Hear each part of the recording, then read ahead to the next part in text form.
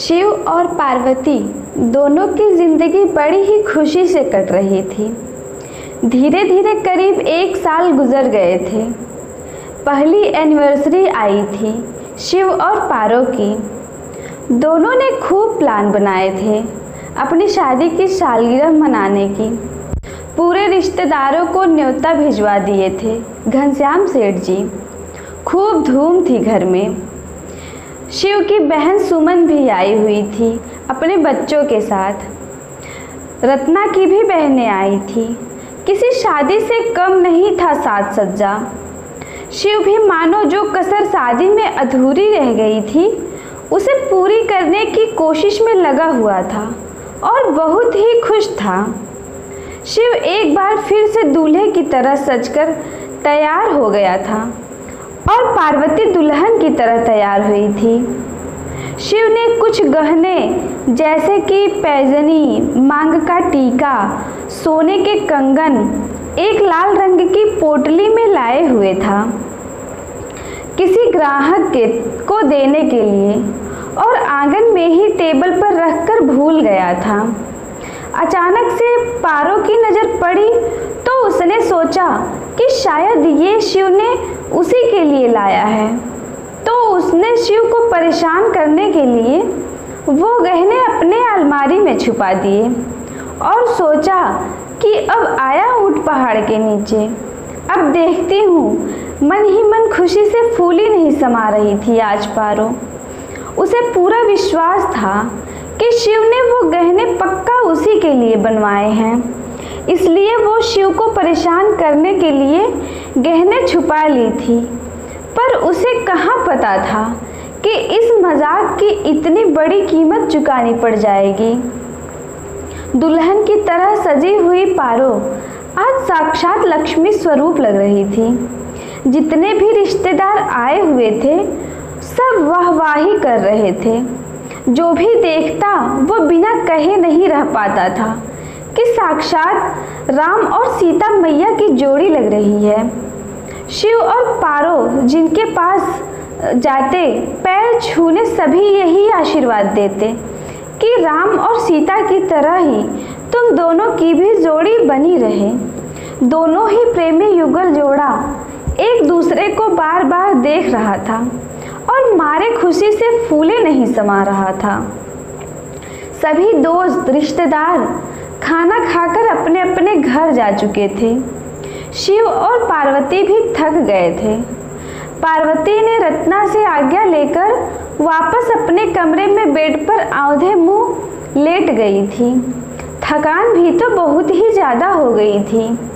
पार्वती की कब आंख लग गई थी उसे पता ही नहीं चला। इधर शिव भी अपने दोस्तों को विदा कर घर के आंगन में आया तो उसे गहनों की याद आ गई और वो टेबल पर देखा तो वहाँ पर गहने नहीं थे। शिव शन्न रह गया कि आखिर गहने गए तो गए कहाँ। शिव ने अपनी माँ रत्ना से पूछा कि आपको पता है मैं यहाँ पर गहने रखकर भूल गया था और अब यहाँ पर नहीं है। रत्ना ने कहा, पागल है क्या? तू कहना क्या चाहता है? तुझे मैं चोर दिख रही हूँ? शिव ने बात को संभालते हुए कहा, अरे नहीं नहीं माँ, ऐसा नहीं है। मैं तो बस पूछ रहा था कि आपको पता है तो बता दो। रत्ना गुस्से से, मुझे नहीं पता। शिव ने यही सवाल अपनी बहन सुमन से पूछा पर वो भी बुरा मान गई। उधर इन सब बातों से बेखबर पारो गहरी नींद में सोई हुई थी। उसे कुछ भी नहीं पता था कि बाहर आंगन में क्या चल रहा है। शिव ने अपने सभी रिश्तेदारों से पूछा पर सबने यही कहा कि उन्हें नहीं पता। रत्ना और सुमन तो इतना रोने लगी थी कि तुमने अपनी माँ और बहन की कोई लाज ही नहीं रखी, ऊपर से चोरी भी लगा दिया। अब यही दिन देखना बाकी रह गया था।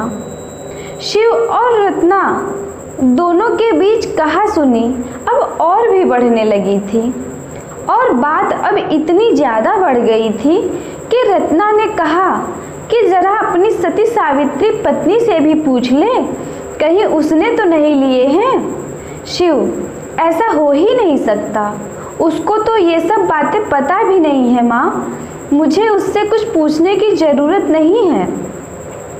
रत्ना गुस्से में आग बबूला होते हुए, अरे वाह, इतना पत्नी भक्त हो गया है तू।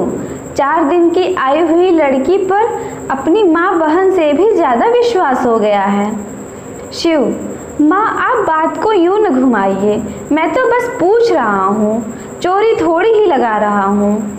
रत्ना, चल चल बकवास ना कर, जा पहले अपनी पत्नी से पूछ, फिर आना मेरे पास। शिव, अरे मुझे उससे पूछने की कोई भी ज़रूरत नहीं है, क्योंकि वो मुझसे बिना पूछे एक पत्ता भी नहीं छूती है। अच्छा तो चल अभी के अभी तलाशी ले ले, रत्ना ने कहा। शिव ने कहा, ठीक है, अगर आप सबकी यही इच्छा है तो यही सही।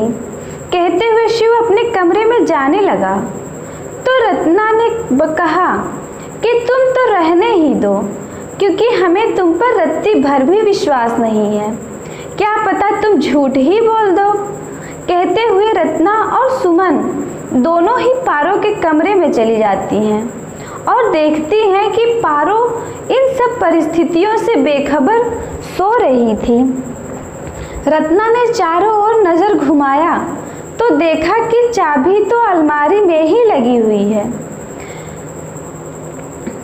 रत्ना ने आओ देखा ताओ, सीधे अलमारी खोला तो पोटली ऊपर ही रखी हुई थी। रत्ना के तो क्रोध का ठिकाना ही नहीं रहा, उसने पोटली को लाकर सीधे आंगन में झन्न से फेंक दी। शिव हैरान होकर, कहाँ मिला आपको माँ? यही तो है जिसे मैं ढूंढ रहा था। रत्ना, तेरी सती सावित्री पत्नी ने चुराई थी, बड़ा विश्वास था ना तुझे उस पर, इतना कि अपनी माँ बहन को ही चोर बना दिया तूने। कहते कहते रत्ना रोने लगी थी। शिव को तो अब कुछ भी नहीं समझ आ रहा था कि क्या कहे। पूरे रिश्तेदारों के सामने आज पारो गलत साबित हो गई थी, जिसकी खबर भी नहीं थी उसे। शिव को अंदर ही अंदर पारो पर गुस्सा भी आ रहा था कि पारो ने एक बार बताया क्यों नहीं। घर की स्थिति अब बिगड़ चुकी थी, सबको ही बुरा लग रहा था कि शिव ने अपनी पत्नी के सिवाय बाकी सब पर शक किया। सब अपने अपने शिकायत की पोटली को खोलना शुरू कर दिए थे। हर कोई पार्वती को चोर ही समझ रहा था। सुमन ने कहा, माँ मैं अब यहाँ 1 मिनट भी नहीं रुक सकती हूँ, मैं जा रही हूँ। कहते हुए सुमन चल दी। रत्ना ने सुमन का हाथ पकड़कर रोते हुए कहा, अरे तू क्यों जाएगी भला? जाएगी तो वो महारानी जो अभी भी घोड़े बेचकर सो रही है। अपने घर की स्थिति से बेखबर पारो अभी भी सो रही थी। शिव घर के आंगन में ही सर को पकड़े हुए बैठ गया। उसे हर किसी ने खरी खोटी सुनाई और सुमन तो रात में ही अपने घर वापस लौट गई। सुमन के अलावा भी जिन किसी पर भी शिव ने शक किया था, वो भी खरी खोटी सुनाकर चले गए थे। शिव को गुस्सा तो बहुत ही आ रहा था, पर उसने सोचा कि चलो सुबह पारो से बात करेगा। अगले दिन सुबह तड़के ही पारो उठी तो देखा कि शिव तो नहीं है घर पर। क्यों नहीं आए? लगता है बाहर ही अपने दोस्तों के साथ ही सो गए होंगे। मन ही मन पारो ने तर्क लगाया और अपने काम में व्यस्त हो गई थी। उधर शिव अपनी ज्वेलरी शॉप में सो गया था। सुबह हुई तो घर आया। आते ही सबसे पहले वो अपने कमरे में चला गया तो देखा पारो वहाँ नहीं थी। उसने गहनों की पोटली को वापस उसी जगह पर रख दिया जहाँ पर पारो रखी हुई थी। उसने सोचा कि अगर पारो सच्ची होगी तो मुझे दे देगी या इसके बारे में बताएगी, और अगर उसके मन में चोर हुआ तो वो मुझे इसके बारे में नहीं बताएगी। इस तरह का विचार कर शिव हर रोज की तरह ही नहा धोकर तैयार हो नाश्ता किया और शॉप पर चला गया। पारो को थोड़ा सा अजीब लगा कि क्या बात है जो मुझसे मिले भी नहीं। अपने आप से ही बातें करते हुए बोली, होगा कुछ टेंशन, शाम को आते हैं तो पूछती हूँ। पारो सारा दिन काम करती, पर रत्ना भी सारा दिन उसे खरी खरी सुनाती रहती थी। पारो को दुख तो होता था, पर अब तो जैसे उसे आदत सी हो गई थी। पारो का ध्यान गहनों पर गया तो उसने सोचा कि लगता है शिव उसे सरप्राइज देने वाले हैं। ये सोचकर ही खुश हो जाती थी। चल पारो, जब तक वो मुझे इन गहनों के बारे में नहीं बताते तब तक मैं भी नहीं बताने वाली हूँ, पारो ने खुश होकर अपने आप से कहा। उसे कहाँ पता था कि वो अपनी ज़िंदगी की सबसे बड़ी भूल करने जा रही थी। शिव को भी पारो के ही बताने का इंतज़ार था। धीरे धीरे शिव अब पारो से बात करना बंद कर दिया और पारो को भी नहीं समझ आ रहा था कि शिव ऐसा क्यों कर रहा है। उसके बाद शिव धीरे धीरे अब शॉप पर ही रहने लगा। तब भी पारो को नहीं समझ आ रहा था कि आखिर हुआ क्या, शिव ऐसा क्यों कर रहे हैं। अब तो पारो उन गहनों के बारे में भूल ही गई थी, तो क्या ही बताती शिव को, और याद रहे भी तो कैसे। अब तो उसका दिल और दिमाग दोनों ही शिव की नाराज़गी पर अटक कर रह जो गया था, और तो कुछ सूझ ही नहीं रहा था। पारो दिन भर काम करके जल्दी जल्दी फ्री हो जाती थी और शिव का इंतज़ार करने लगती थी, पर उसका इंतज़ार था जो कि ख़त्म होने का नाम ही नहीं ले रहा था। एक दिन शिव का सब्र जवाब दे ही गया और वो घर आया। पार्वती घर के आंगन में ही कपड़े उतार रही थी। जब उसने शिव को देखा तो जल्दी से कपड़े वहीं छोड़कर शिव के पीछे पीछे चल दी। शिव अपने कमरे में खड़े हो इधर उधर देख रहा था, मानो कुछ ढूंढ रहा हो। तभी पीछे से पारो उसे अपनी बाहों में जकड़ते हुए बोली, आज इतने दिनों के बाद हमारी याद आ ही गई आपको। पारो थोड़ी इठलाते हुए बोली। शिव ने पार्वती के दोनों हाथों को झटक कर खुद को छुड़ा लिया और गुस्से में तमतमाए हुए से पारो को देखने लगा। पारो, क्या हुआ? आप मेरे साथ ऐसा क्यों कर रहे हैं? शिव लाल लाल बड़ी बड़ी आंखें करके बस पारो को घूर रहा था। गुस्से की वजह से शिव के माथे पर सिकुड़न थी। पारो, पर हुआ क्या? आप मुझे किस बात की सज़ा दे रहे हैं? कहते कहते पारो का गला रुंध गया था और वो सजल नेत्रों से शिव को बस देखने लगी थी। शिव, अच्छा, इतना मासूम बनने की ज़रूरत नहीं है, तुम अच्छी तरह से जानती हो। पारो, नहीं, मैं नहीं जानती हूँ, आप बताएं तो। शिव, यार अब तो तुम रहने ही दो। पारो, अगर मुझसे कोई गलती हो गई है तो माफ़ कर दो, नहीं तो 2 थप्पड़ ही लगा लो, पर यूँ न रहो मुझसे, अब ये बेरुखी सहन नहीं होती है। शिव गुस्से में लाल पीला हो गया और अलमारी से गहनों की पोटली को निकालकर इतनी ज़ोर से फेंका था कि वो सीधे घर के आंगन में जा गिरा। पारो शिव का ये रुद्र रूप देखकर अंदर तक डर गई थी और सकपका गई कि क्या कहे। शिव की आवाज़ सुनकर रत्ना भी आ गई थी और आग में घी डालने का काम करने लगी थी। आज शिव पर पारो की न कोई दलील पहुंच रही थी और ना ही माफ़ी।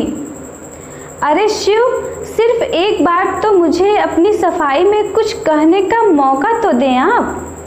पार्वती रो रो कर कह रही थी, पर शिव ने एक भी नहीं सुनी। रत्ना, अरे अब क्या कहोगी? तुम्हारी वजह से शिव ने अपनी माँ, बहन, मासी, बुआ सब पर शक किया था, बस तुम्हें छोड़। मेरी बेटी सुमन अपने पति के सामने, बच्चों के सामने बेइज्जत होकर चली गई तुम्हारी वजह से। शिव, तुमने मुझे पहले क्यों नहीं बताया? पारो अपना माथा पकड़कर, हे भगवान, मैं कैसे बताऊं आपको, मैं भूल गई थी। शिव, अच्छा तुम इतनी बड़ी बात भूल गई थी? वाह वाह, क्या ही कहें, बहुत ही अच्छा बहाना ढूंढा है तुमने अपनी चोरी से बचने के लिए। पारो निशब्द सी खड़ी रही, मानो अब उसकी बॉडी में ताकत ही नहीं बची थी और वो अवाक सी होकर शिव को देख रही थी, मानो उसकी नज़रें कह रही हो कि क्या मैं आपको चोर दिख रही हूँ? क्या बस इतना ही भरोसा था अपने प्यार पर? शिव मारे गुस्से से पागल सा हुआ जा रहा था और बोला कि एक बार कह देती तो इस तरह के गहनों का अंबार लगा देता मैं, पर तुम्हें चोरी करने की क्या ज़रूरत थी? तुम्हारी वजह से मैंने घर के एक एक सदस्य पर शक किया, बस तुम्हें छोड़। पर तुमने क्या किया? मेरे भरोसे को तोड़ दिया है। पारो चुप रही, वो कुछ भी नहीं बोल रही थी। उसे इतना समझ आ गया था कि मैं कुछ भी कहूँगी उसका कोई फ़ायदा नहीं होगा, क्योंकि शिव और उसके परिवार ने उसे चोर मान ही लिया है। तो अब वो लाख सफाई दे दे, कोई फ़र्क नहीं पड़ेगा। पारो निशब्द सी खड़ी रही और अपने दोनों हाथों से अपने चेहरे को ढककर रोने लगी थी और शिव उसे बीच आंगन में रोता हुआ छोड़कर बाहर चला गया था। बहुत ही देर तक रोती रही थी पार्वती और रोते रोते वहीं आंगन में ही ज़मीन पर सो गई थी। जब आँख खुली तो सुबह हो गई थी। किचन से बर्तन के पटकने की ज़ोर ज़ोर से आवाज़ आ रही थी। जब पार्वती भागकर किचन में गई और देखी कि रत्ना झनक पटक कर खाना बना रही थी। लाइए माँ, मैं खाना बना देती हूँ, आप बाहर जाइए, पारो ने बड़ी ही विनम्रता से कहा। अरे चल चल, हम एक चोरनी के हाथ का बना खाना नहीं खाएंगे और तू अपनी मनहूस शक्ल भी न दिखाना, देखकर ही पाप लग जाएगा। पारो के कलेजे में न जाने कितने ही तीर एक साथ चुभा रहे थे अपनी सास के ये बोले गए शब्द। अपने कमरे में पेट के बल लेटकर पारो फूट फूट कर रो रही थी। हाय, मेरी मत मारी गई थी जो मैंने उन गहनों को हाथ लगाया, और तो और मैं कैसे भूल गई उसके बारे में बताना। अपनी भूल पर अब पार्वती पछता रही थी और रो रही थी, पर उसे समझने वाला कोई नहीं था। पार्वती को लगा था कि एक भूल ही तो है, धीरे धीरे से वक्त के साथ सब कुछ ठीक हो जाएगा। सब कुछ दिन तक नाराज रहेंगे, फिर भूल जाएंगे। ऐसे ही कुछ दिन बीत गए थे। पार्वती के लिए कुछ भी नहीं बदला था। शिव तो अब घर भी आना कम कर दिया था और रत्ना तो मानो सारा दिन चिक चिक ही करती रहती थी। मानो सिर्फ एक बहाना ही चाहिए था कि कब वो पारो को खरी खोटी सुनाए। अब तो धीरे धीरे पार्वती के सब्र का बांध भी टूट रहा था और उसे कुछ भी अच्छा नहीं लग रहा था। उसका दम घुट रहा था उस माहौल में। एक दिन उसने बड़ी ही हिम्मत जुटाकर रत्ना से पूछा कि माँ, मैं कुछ दिनों के लिए अपने मायके जाना चाहती हूँ। रत्ना, बिल्कुल जा, और भगवान करे तू वहीं रह जा, वापस ही ना आ मेरी बला से, मुंह टेढ़ा करके आंखें चमकाते हुए बोली। पारो की आंखें भर आई और वो चुपचाप से चली गई अपने मायके। उसे लगा था कि कुछ दिन जब शिव से दूर चली जाएगी तो शिव उसके बिना नहीं रह पाएंगे और खुद ही लेने चले आएंगे। यही सोचकर पारो चली गई। शिव इस बात से बेखबर था कि पारो जा चुकी है। रात में जब वापस आया तो आज घर में बिल्कुल सन्नाटा पसरा हुआ था। माँ किचन में तो थी, पर आज बर्तनों के खटकने की आवाज़ नहीं आ रही थी। उल्टा रत्ना माँ गुनगुनाते हुए खाना बना रही थी। शिव ने थोड़ी देर रुककर किचन में झांका भी, तो आज किचन का माहौल बड़ा ही सुखद दिख रहा था उसे।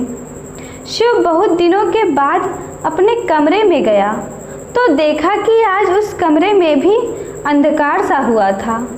ऐसा नहीं था कि लाइट ऑफ थी, पर फिर भी अंधेरा सा महसूस हो रहा था शिव को, मानो आज घर की पूरी रोशनी और रौनक सब पारों के साथ वापस जा चुकी थी। शिव भले ही पारों से बात नहीं कर रहा था, फिर भी उसकी नज़रें चारों तरफ पारों को ढूंढ रही थी। उसका मन अशांत हो रहा था। उसकी धड़कनें आज दोगुनी रफ्तार से चल रही थी, पर पूछे तो पूछे किससे। आखिरकार थोड़ी सी हिम्मत जुटाकर रत्ना माँ से पूछ ही लिया, माँ आप खाना बना रही हैं? क्या बात है, पारो कहाँ चली गई? एक ही सुर में बोलते हुए शिव ने कहा। रत्ना, अरे वो चली गई, कड़क लहजे में बोली। शिव, चली गई? माथे पर बल देते हुए आंखें छोटी छोटी करके, पर कहाँ?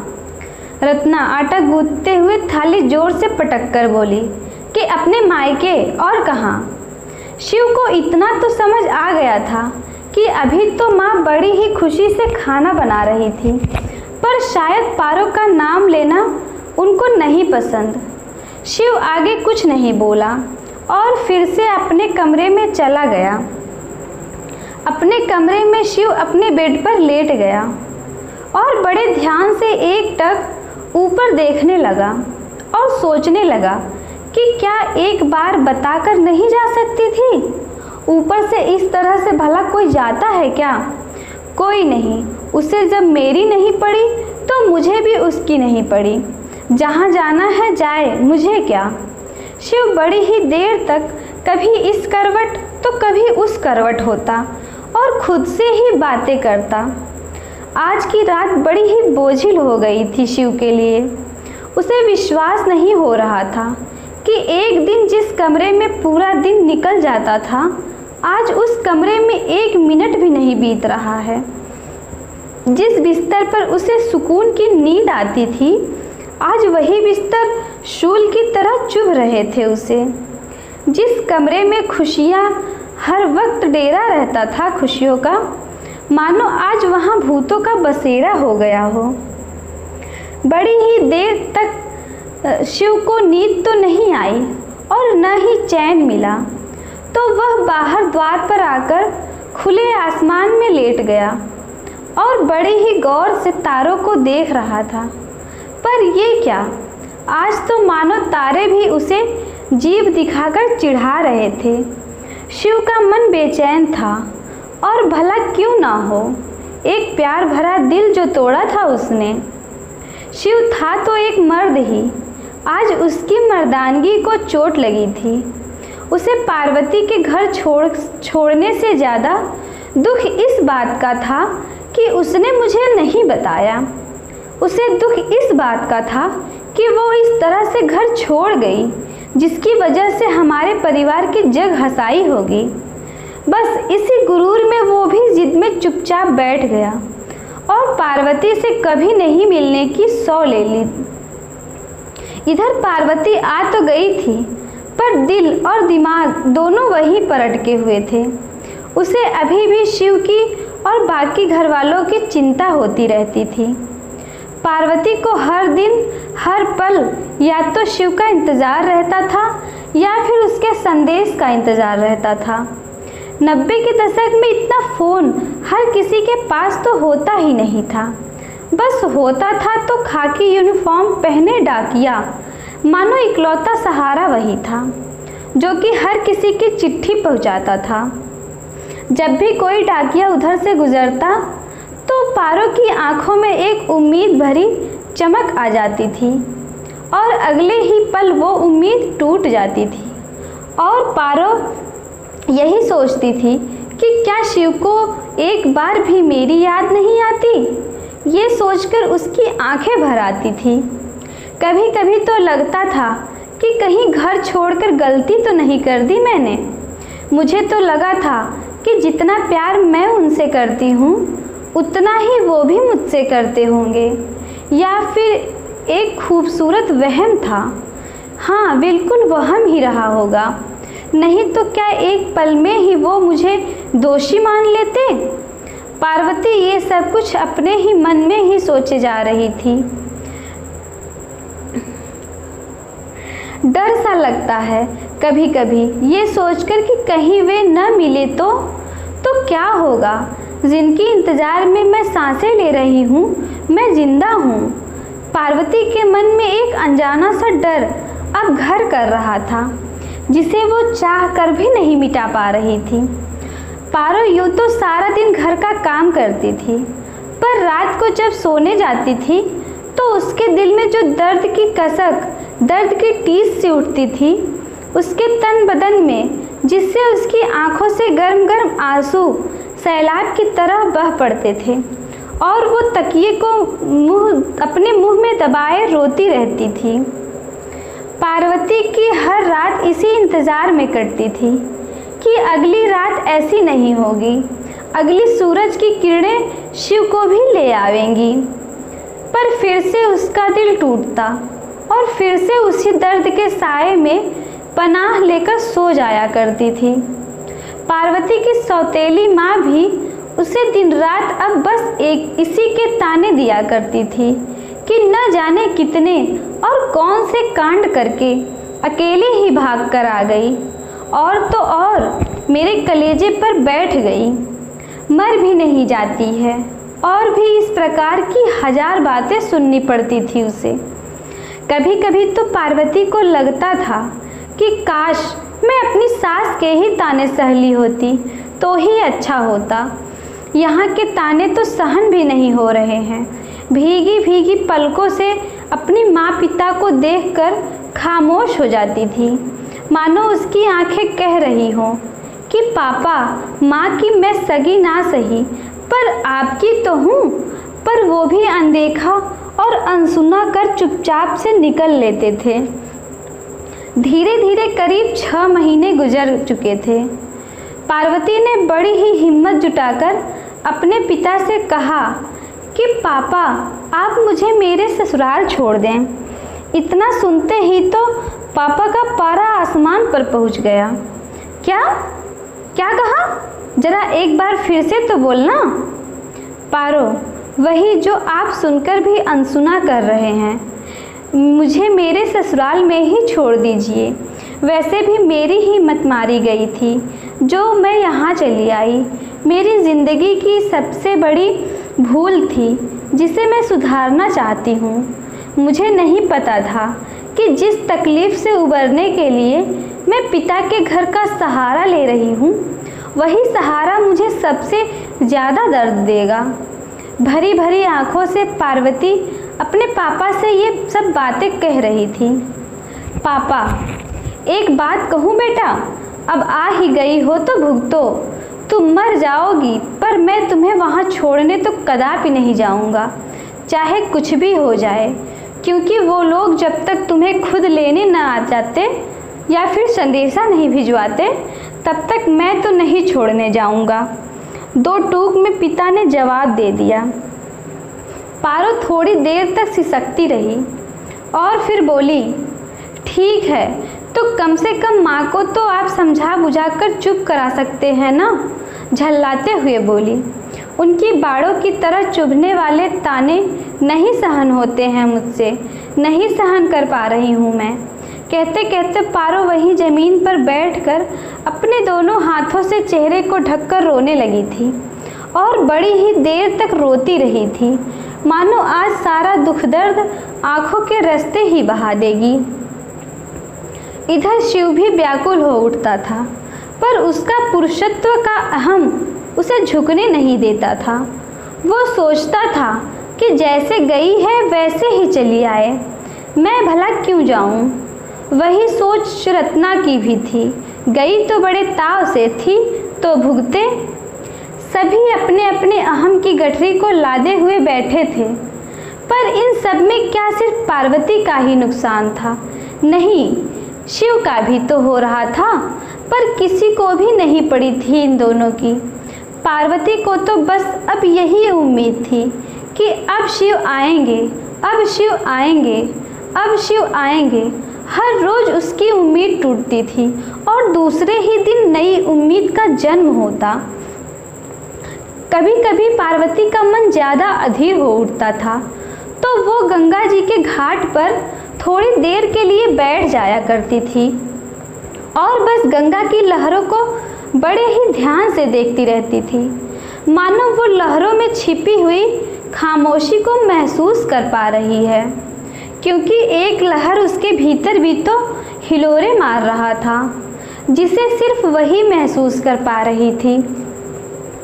कभी कभी पार्वती की सखियां उससे मिलने आती थी और पार्वती को अपने अपने तरीके से ढांढस बंधा जाती थी, पर अब पार्वती को उनका ढांढस देना भी चिढ़ाता था।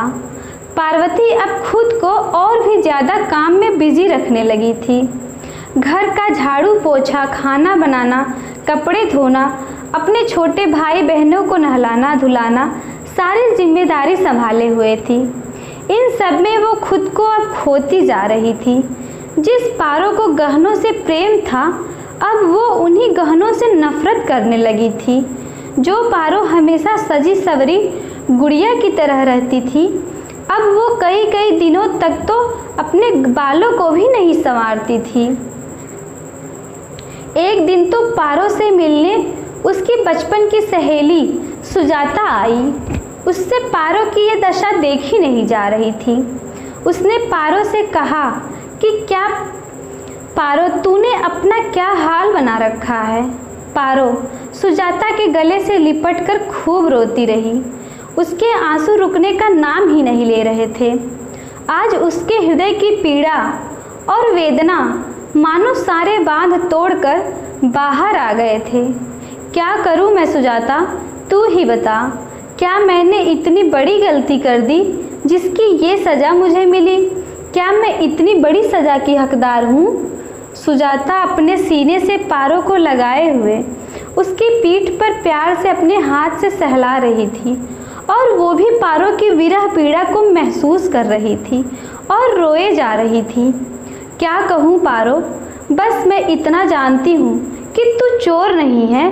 तेरे ससुराल वालों को तुझ पे चोरी का इल्ज़ाम नहीं लगाना चाहिए था और तू इस सज़ा की तो बिल्कुल भी हकदार नहीं है।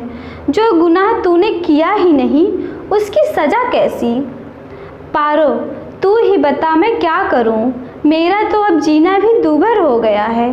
कहते हुए पारो सर पर हाथ रखकर रो रही थी। अब तो जीने का भी मन नहीं करता है। मन करता है कि आत्महत्या कर लूं। कहते कहते और ज़ोर से रोने लगी थी। सुजाता, अरे पगली, ऐसा सोचना भी मत। हिम्मत रख, सब ठीक हो जाएगा। कहते हुए पारो को अपने सीने से लगा लेती है। सुजाता, पारो, पारो आंसू पोंछते हुए, सुजाता, एक बात बोलूं, तू मानेगी?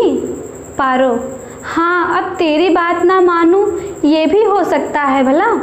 सुजाता को सजल नेत्रों से देखते हुए बोली। सुजाता, तू शिव को एक लेटर लिख दे, देख उधर से शिव का क्या जवाब आता है। पारो, पर क्या वो जवाब देंगे? सुजाता, अब ये तो तेरे लेटर देने के बाद ही पता चलेगा ना पगली। फिर दोनों हंसने लगी। पार्वती को सुजाता की बात भा गई थी और वह तुरंत ही शिव के नाम एक लेटर लिख भेजती है, इस इंतज़ार में कि शिव भी जवाब ज़रूर देगा। धीरे धीरे वक्त बीत रहा था। पार्वती को हर दिन अपने लेटर के जवाब का इंतज़ार रहता था, पर निराशा ही मिलती थी उसे। मानो उसका इंतज़ार खत्म होने का नाम ही नहीं ले रहा था। करती भी तो क्या, बस इंतज़ार की आस लगाए फिर से अगले दिन इंतज़ार करने लगती थी। लेटर तो मिला था, पर शिव को नहीं बल्कि रत्ना माँ को मिला। उन्हें तो पारो से इतनी ज़्यादा नफरत थी कि वो लेटर को न तो खुद पढ़ी थी और ना ही शिव को दी थी। लेटर को फाड़ कर फेंक दी थी। ऐसा नहीं था कि शिव को पारो की याद नहीं आती थी, याद उसे भी आती थी, जिस वजह से उसने अपने कमरे के दरवाजे को हमेशा हमेशा के लिए बंद करवा दिया था, क्योंकि उसे अपने कमरे में पारो की यादें उसे घेरे रहती थी। कभी कभी वो भी सोचता कि पारो से जाकर मिल ले, पर नहीं, अगले ही पल उसके अहंकार उसे घेर लेते थे, या फिर यूँ कहें कि पारो के प्यार पर शिव का अहंकार भारी पड़ जाता था और वो चुप रह जाता था। समय कब किसका हुआ है, कब किसी के लिए रुका है, वो तो बस अपनी ही रफ्तार में चलता रहता है। पार्वती के लिए तो होली, दिवाली, पतझड़, बसंत, सावन सब एक जैसे ही होते थे। कई मौसम आते और आकर चले जाते थे, पर पार्वती के मन के नगर में तो बस खामोशियों और उदासी का बसेरा था, जो कि बिन बुलाए तो आ गया था, पर जाने का नाम ही नहीं ले रहा था। 90 के दशक में पति द्वारा छोड़ी गई स्त्री का तो मानो कोई अस्तित्व ही नहीं रहता था। अपराध करे या न करे, पर सज़ा तो मानो कि हर कोई देता ही था। उसे अजीब सी नज़रों से देखा जाता था। उसका मायके में किंचित मात्र भी इज्जत नहीं मिलता था। हाँ, बिना पैसे खर्च किए नौकरानी जरूर मिल जाती थी। कुछ यही हाल था पार्वती का। घर के बाहर द्वार पर एक बहुत ही बड़ा पीपल का पेड़ था। उसी के नीचे एक मंदिर था, जो न तो अधिक बड़ा था और न ही अधिक छोटा था। उस मंदिर में हर देवी देवता की छोटी छोटी मूर्तियां स्थापित की गई थी। मंदिर की साफ सफाई देखभाल सब पार्वती बड़ी ही शिद्दत के साथ किया करती थी। पारो को एक दिन उसकी छोटी माँ बाजार जाने के लिए कहती है। पारो की क्या मजाल जो कि उन्हें मना करे। चुपचाप बाजार चली गई थी अपने छोटे सौतेले भाई ध्रुव के साथ। पार्वती को बाजार जाते समय बार बार ऐसा लगता था कि जैसे कोई उसका पीछा कर रहा हो। वो मुड़ मुड़ कर देखती भी तो उसे कोई भी नहीं दिखाई देता। दिखते तो 1000 लोग थे, पर उनमें से कोई ऐसा नहीं दिख रहा था जिस पर पार्वती को शक हो। उसे यही लगा कि ये उसका भ्रम है। धीरे धीरे शाम का समय हो चुका था। आधे सामान का थैला ध्रुव और आधे का पार्वती लिए हुए वापस आ रहे थे। ध्रुव तेज तेज चलते हुए काफ़ी दूर निकल गया था पारो से। मेन रोड से लेकर थोड़ा सा कच्चा रास्ता था जो कि पारो के घर तक जाता था।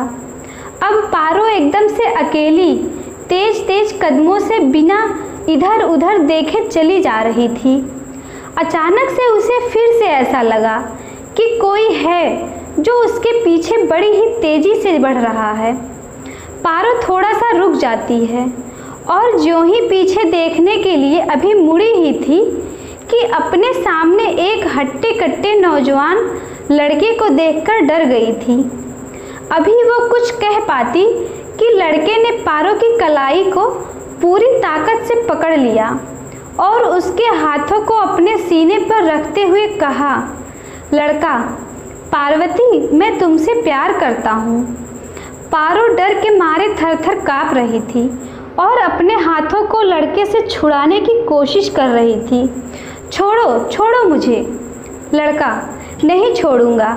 मैं तुम्हारा पति नहीं हूँ जो 7 फेरे लेने के बावजूद भी तुम्हें छोड़ गया। मैंने तो बस तुम्हारा हाथ ही पकड़ा है और ये हाथ मैं नहीं छोड़ सकता। पार्वती रोते हुए, छोड़ दो मुझे, कोई देखेगा तो क्या सोचेगा। छोड़ दो मुझे, मैं तो तुम्हें जानती तक नहीं, फिर क्यों मेरे साथ ऐसा कर रहे हो। लड़का, तुम न जानो मुझे, पर मैं तुम्हें भली भांति जानता हूँ। मैं तुमसे प्यार करता हूँ।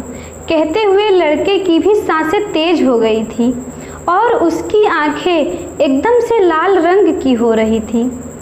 पार्वती को तो उसके चेहरे पर भी देखना भारी हो रहा था और वो पूरी ताकत से खुद को छुड़ाने की कोशिश में लगी हुई थी। लड़के ने भी पूरी ताकत से उसकी कलाई को पकड़े हुए था। छुड़ाने में पार्वती की सारी चूड़ियाँ टूट गई थी, कुछ तो उसे धंस गई थी और कुछ उस लड़के को, पर फिर भी वो अपने हाथ को नहीं छुड़ा पाई थी। रास्ता भी सुनसान था, कोई भी आ जा नहीं रहा था जिससे कि वो मदद मांगती। लड़के ने पार्वती को तेजी से अपनी तरफ खींचना चाहा और पारो खुद को पीछे की तरफ खींच रही थी। उसे समझ में आ रहा था कि जो अभी प्यार की दुहाई दे रहा है उसके इरादे नेक नहीं हैं। आखिरकार पारो थक हार कर जोरों से रोने लगी थी। तब लड़का उसका हाथ छोड़कर भाग गया। शायद उसे लगा कि कोई आ जाएगा आवाज़ सुनकर। पार्वती की हालत खराब हो रही थी। उसका हाथ पांव इतना ज़्यादा कांपने लगा था कि वो ज़मीन से उठ भी नहीं पा रही थी। उसके माथे पर डर के भाव साफ साफ झलक रहे थे। किसी तरह से वो दौड़ती भागती हाँफती हुई घर पहुंची थी कि उसकी छोटी माँ के तीखे सवाल उस पर बरस पड़े थे। छोटी माँ, कहाँ मर रही थी? इतने देर क्यों लगा दिया? पारो डर से उसके मुंह से एक शब्द भी नहीं निकल रहे थे। उसे तो बस अभी भी उस लड़के की छुअन ही परेशान कर रही थी। चूड़ियों से कटी हुई कलाई माँ को न दिखे इसके लिए उसने अपनी पल्लू से अपने हाथ को ढका हुआ बस चुपचाप खड़ी रही। छोटी माँ, बोलती क्यों नहीं? मुंह में दही जमा हुआ है। ध्रुव तो कब का आ गया है, तुम कहाँ थी? पारो, वो छोटी माँ, मैं धीरे धीरे चल रही थी इसीलिए देर हुई। पारो कांपती हुई आवाज़ में बोली। छोटी माँ, ठीक है, रात होने को आई, अभी तक खाना भी नहीं बना है, जल्दी करो। पारो चुपचाप वहाँ से चली गई और हाथ पैर धुलकर मंदिर में चली गई, क्योंकि सुबह और शाम नियमित रूप से पारो पूजा किया करती थी। आज दिया जलाते हुए पारो के हाथ इतने कांप रहे थे कि कई माचिस की तीली यूं ही खराब हो गई, पर जली नहीं। जलती भी तो कैसे? आज तो असली आग उसके मन में लगी हुई थी। वो अपने साथ हुए हादसे से बाहर ही नहीं निकल पा रही थी। उसका दिमाग न चाहते हुए भी बार बार शाम को हुए वाक़ये को याद करके विचलित हो रहा था। आखिरकार पारो तिलमिला उठी और माचिस को वहीं फेंक कर देवी माँ की प्रतिमा के सामने फूट फूट कर रोने लगी और कहने लगी थी कि हे माँ, अगर आज कुछ हो जाता तो मैं क्या करती? किसी को अपनी बेगुनाही कैसे साबित करके दिखाती? अभी तो सिर्फ एक ही कलंक लगा है, अगर बदचलन का भी कलंक लग जाता तो मैं क्या मुंह दिखाती? मैं तो जीते जी ही मर जाती। कहते हुए पार्वती बड़ी ही देर तक वही देवी माँ के सामने विलाप कर रही थी और अपने आंसू से माँ के चरणों को मानो धो रही थी। इसके आगे की कहानी अगले भाग में। अगर कहानी अच्छी लगी हो तो प्लीज़ लाइक करें, शेयर करें और चैनल को सब्सक्राइब करें। धन्यवाद।